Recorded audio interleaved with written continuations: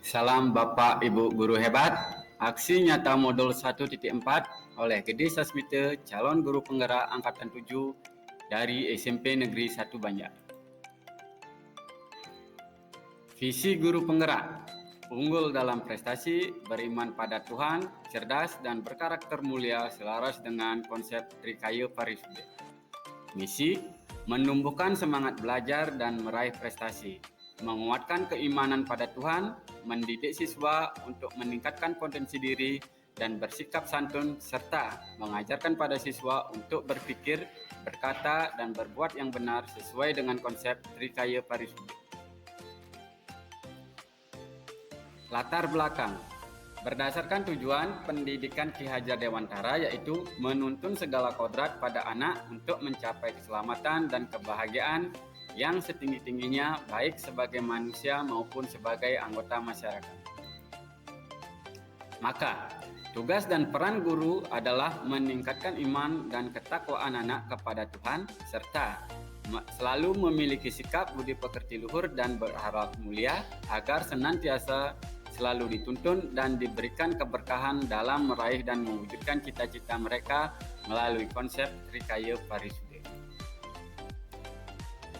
Trikaya Parisude adalah konsep yang dianut orang Bali, di mana asas konsep ini adalah berpikir, berkata, dan berbuat yang baik dan benar agar kita bisa hidup selaras dan harmonis dengan sesama, lingkungan, dan alam semesta. Tujuan: 1.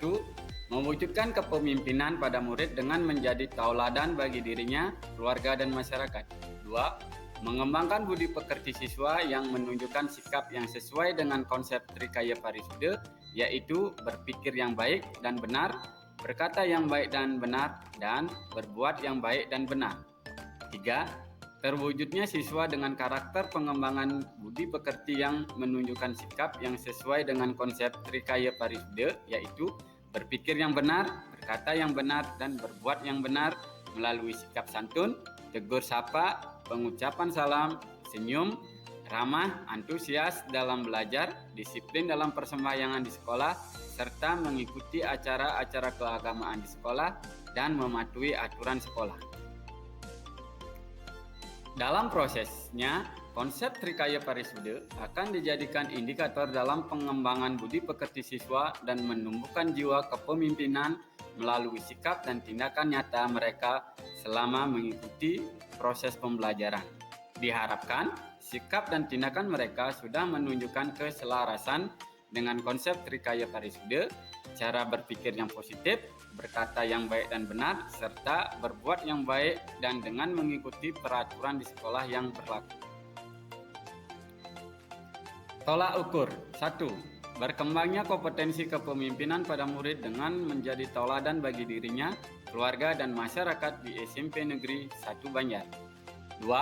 Terwujudnya siswa dengan karakter pengembangan budi pekerti yang menunjukkan sikap yang sesuai dengan konsep Trikaya Parisude, yaitu berpikir yang benar, berkata yang benar, dan berbuat yang benar di SMP Negeri 1 Banjar. 3. Terwujudnya siswa yang cerdas dengan karakter yang menunjukkan sikap yang sesuai dengan konsep Trikaya Parisude, yaitu berpikir yang benar, berkata yang benar, dan berbuat yang benar melalui sikap santun, tegur sapa, pengucapan salam, senyum, ramah, mengikuti aturan sekolah, antusias dalam belajar, disiplin dalam persembahyangan di sekolah, serta mengikuti acara-acara keagamaan di sekolah. Lini masa tindakan. Tahap perencanaan. 1. Melaksanakan sosialisasi kepada rekan sejawat terkait pelaksanaan aksi nyata oleh CGP di SMP Negeri 1 Banjar. 2. Melapor kepada kepala sekolah terkait pelaksanaan aksi nyata di SMP Negeri 1 Banjar. Lini masa tindakan. Tahap pelaksanaan. 1. Mulai memperkenalkan profil pelajar Pancasila kepada siswa mulai dari lingkungan kelas yang saya ampuh. 2. Mengidentifikasi dan mencari tahu potensi kemampuan yang ada pada murid dan aktivitas pengembangan budi pekerti dengan bertukar informasi dengan rekan sejawat, serta mengamati sikap dan karakteristik siswa selama proses pembelajaran di kelas. 3. Melaksanakan kegiatan pembelajaran melalui metode kerja kelompok dan collaborative learning guna menumbuhkan sikap kepemimpinan melalui kerja sama tim dan pengelolaan manajemen teamwork. 4. Membuat indikator-indikator ketercapaian dari setiap progres yang sudah dilaksanakan. Tahap refleksi. 1. Melaksanakan kegiatan refleksi bersama rekan sejawat dan kepala sekolah untuk membahas hasil yang telah diperoleh melalui aksi nyata yang saya lakukan sebagai CGP di SMP Negeri 1 Banjar. 2. Menerima masukan serta saran dari teman sejawat dan kepala sekolah atas pencapaian hasil yang diperoleh melalui indikator-indikator ketercapaian setiap proses pemberian umpan balik. 3. Menganalisis hasil yang telah diperoleh dan perencanaan selanjutnya. 4. Mengungkapkan pemahaman dan perasaan yang timbul setelah proses penerapan aksi nyata. Tahap tindak lanjut. Pertama, mengembangkan lagi aktivitas pembelajaran yang mampu menumbuhkan jiwa kepemimpinan pada murid serta pengembangan karakter budi pekerti siswa. 2. Melengkapi aktivitas pembelajaran agar di proses-proses selanjutnya diperoleh hasil yang lebih baik. 3. Menambah referensi untuk proses pembelajaran selanjutnya. Oke, sekarang untuk hari ini kita akan membuat sebuah keyakinan kelas. Keyakinan kelas itu adalah keyakinan atau kesepakatan yang kalian percayai. Contohnya, tidak membuang sampah sembarangan, kemudian harus belajar dengan safety dan lain-lain. Itu keyakinan kelas. Sampai di sana ada pertanyaan? Oke, sekarang Bapak bagi dua ini. Kalian tulis semua keyakinan kelas yang kalian mau. Guru harus ramah, guru harus ini, silakan. Murid harus berpakaian rapi. Paham? Oke, sekarang nanti isi kalian di sini adalah keyakinan kelas 8A. Paham kan? Sedikit aja, Gus. Silakan. Bapak bagi ini satu dulu. Nanti silakan Bapak. Ini satu dulu.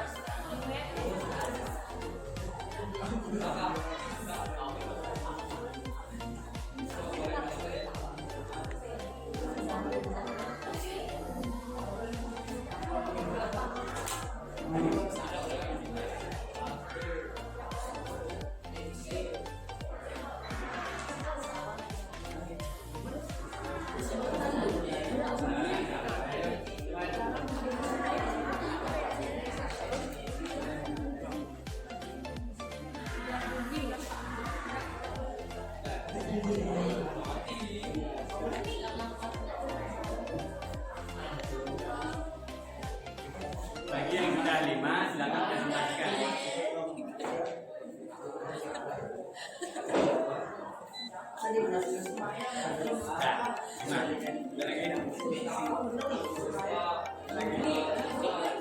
Boleh ya, tapi nanti waktunya gerak. Sebentar itu aja dulu boleh. Mau gerak. Silakan. Yang sudah silakan presentasikan. Ya, silakan sini. Belajar presentasi. Dan silakan presentasi. Hari ini siapa?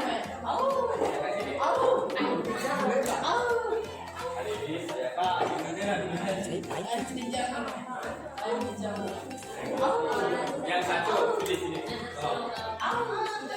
Nah, bagi sini. Bantu sama sini. Pisang ini.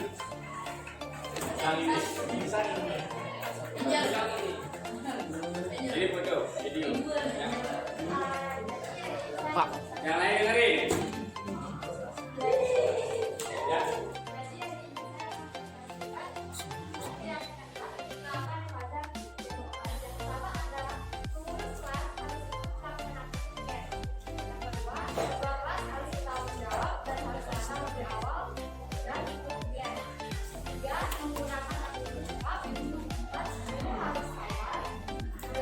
Dua, tiga, mulai.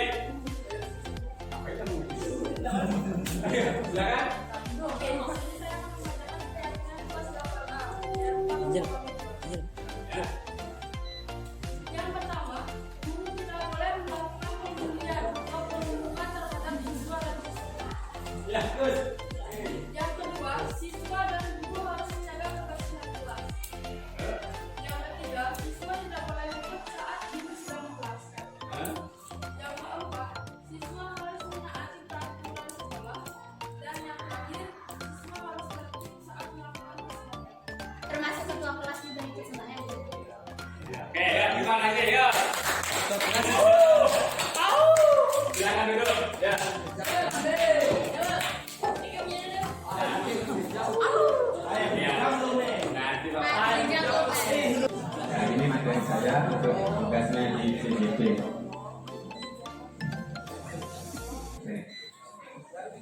yaitu disiplin positif guna menumbuhkan budaya positif di sekolah. Oke, ini kalau menurut saya sih bagus Bapak Ibu semuanya, kalau kita bisa menerapkan hal positif ini di lingkungan sekolah, nanti sekolah itu akan berkembang kan bagus kalau menurut saya ya.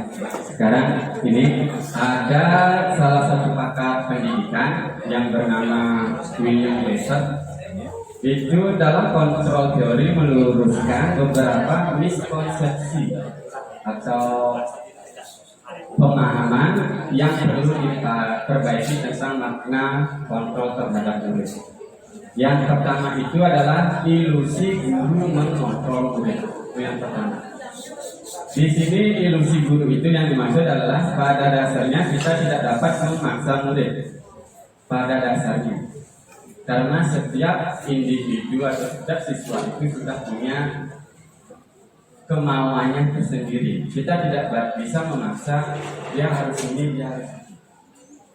Ya. Untuk berbuat sesuatu jikalau murid tersebut memilih untuk tidak melakukannya. Itu adalah ilusi guru mengontrol murid.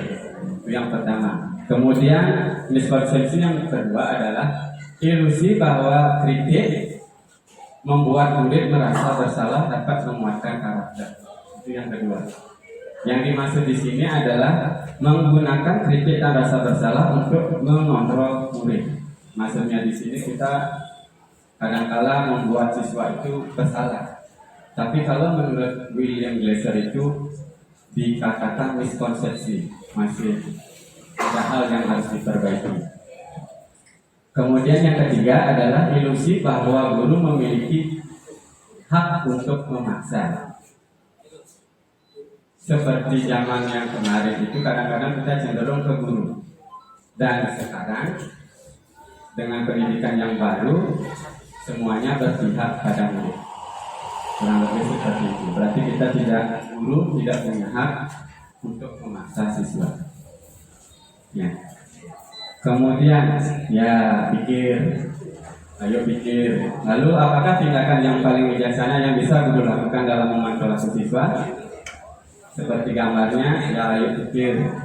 Oke, sekarang kita bahas tentang konsep disiplin positif yang merupakan unsur utama dalam terwujudnya budaya positif di sekolah kita. Ini ada salah satu fotonya siapa? Oke. Berdasarkan konsep pemikiran Ki Hajar Dewantara, mengartikan disiplin sebagai bentuk kontrol diri. Terima kasih atas waktunya. Sebenarnya ini bukan sebuah pertanyaan, tapi sebuah pengakuan Bapak Ibu. Mudah-mudahan ini hanya pengakuan saya pribadi dan Bapak Ibu tidak mengalami. Di sini ada disiplin positif yang saya serap sangat-sangat bagus dan sangat berguna untuk pengembangan pribadi kita sebagai seorang guru ya. Tetapi ada hal negatif yang sering saya alami, di mana sebagai seorang guru kadang-kadang kita menunjukkan ego kita ya. Yang pertama, kita begitu mudah menyalahkan siswa, padahal siswa itu punya kemampuan. Sebenarnya mereka punya kemampuan dan pengalaman di bawah kita dan sangat wajar mereka salah. Tetapi di satu sisi kita begitu mudah menyalahkan mereka, bahkan menghukum mereka. Tetapi sulit sekali rasanya kita menyalahkan diri sendiri, apalagi sampai bisa menghukum diri sendiri.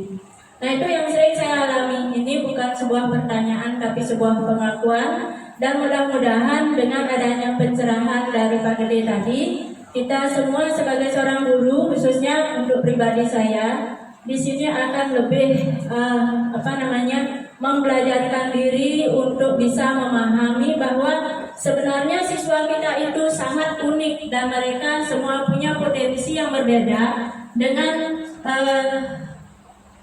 potensi itu mereka mungkin akan menjadi apa nanti itu akan tergantung pada diri mereka, tergantung pada kita dan tergantung pada lingkungannya. Jadi tidak serta-merta kita bisa membuat mereka menjadi apa yang kita mau, tetapi melalui proses panjang mudah-mudahan mereka menjadi manusia-manusia seperti yang kita harapkan. Itu saja dari saya, mudah-mudahan bisa bermanfaat. Terima kasih.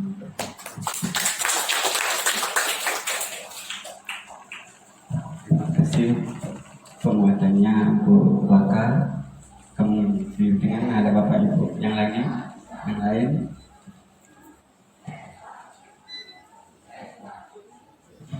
Ya, silakan.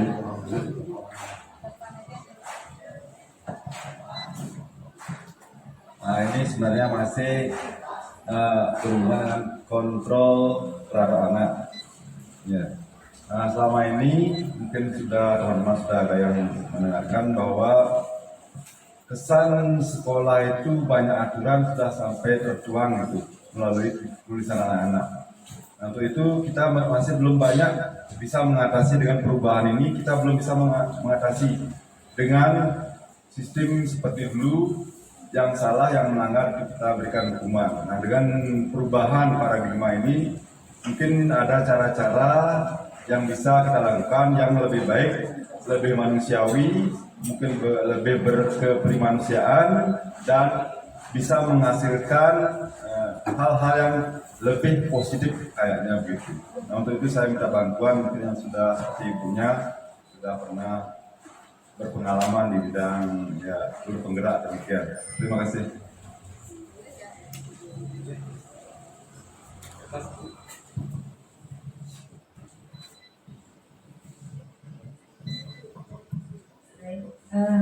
Pertanyaan yang luar biasa ya. Mungkin ini juga menjadi pemikiran saya beberapa waktu lalu. Karena begini, kita menciptakan suasana belajar yang menyenangkan kepada anak-anak dalam artian pembelajaran yang memerdekakan, bukan berarti pembelajaran yang tidak punya aturan. Ya, kalau apalagi kita membiasakan itu untuk menerapkan disiplin positif kepada anak-anak kita terhadap diri kita, itu yang akan membuat sebuah perubahan yang seharusnya bisa kita tujukan ke arah perubahan yang positif. Tapi kita tidak bisa menutup mata bahwa segala perubahan itu akan menimbulkan dampak negatif pula pada sebuah aturan. Nah, makanya karena kebiasaan kita yang tidak sewajarnya, artinya begini, dulu kita sudah merubah diri kita dari memberikan sanksi fisik kepada anak-anak, kita ubah menjadi sanksi yang berbeda dengan tujuannya sama itu Bapak Ibu untuk mendisiplinkan anak-anak. Terkait dengan disiplin positif yang disampaikan oleh Pak Desa ini sangat bagus bila kita semua bisa memiliki komitmen yang sama. Disiplin positif itu tidak usah terlalu kita buat berlebihan, cukup pada satu budayakan rasa malu, satu malu terlambat, ya malu pada diri sendiri, malu pada anak-anak, malu pada Tuhan.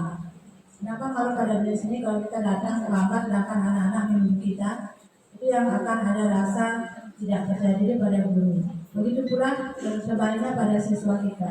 Nah, terkait aturan sekolah yang katanya sudah disampai tertuang dalam tulisan anak-anak, kita bisa cross check kembali siapa yang menulis itu kan.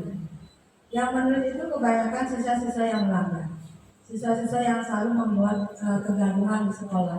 Tapi siswa-siswa yang memang punya rasa disiplin ini malah mereka nyaman dengan aturan yang sudah kita buat.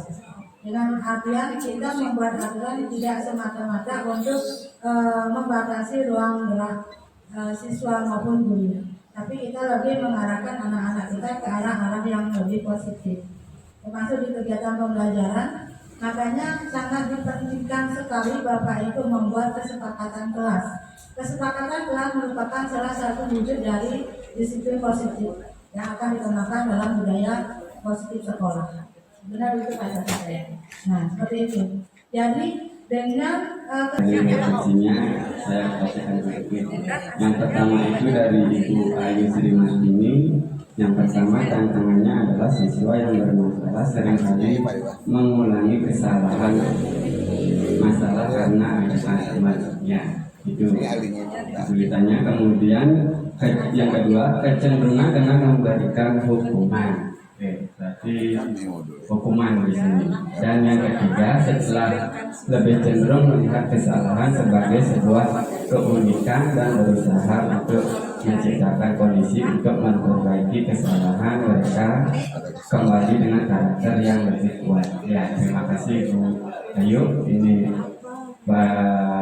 komentar yang luar biasa. Kemudian yang kedua, pakar siswa 87. Ya, ini inisial ya. Jawabannya soal nomor 3, menggunakan refleksi perasaan dengan menghindari konfrontasi emosi gue. Penuh istilah. Saya curiga ya, sudah tahu apanya. Kemudian yang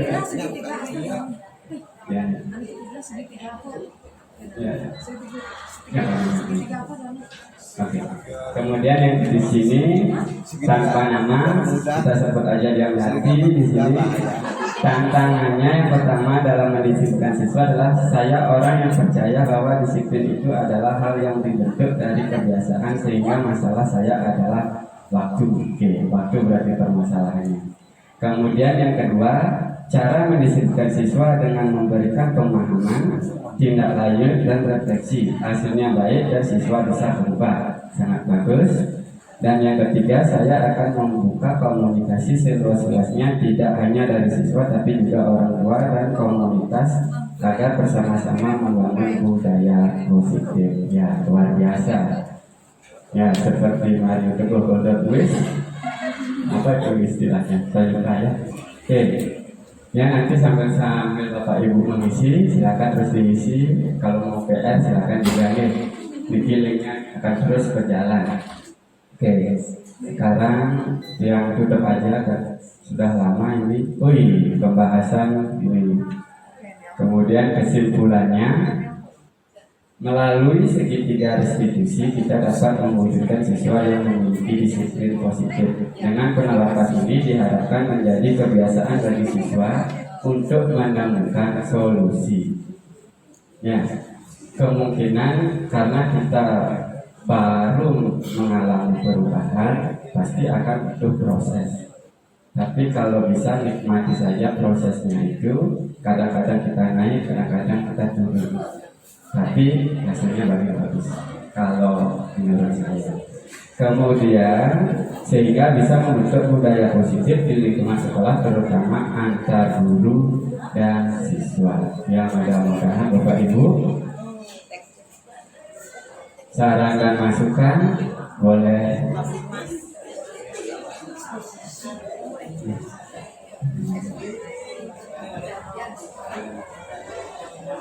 Oke. Terima kasih.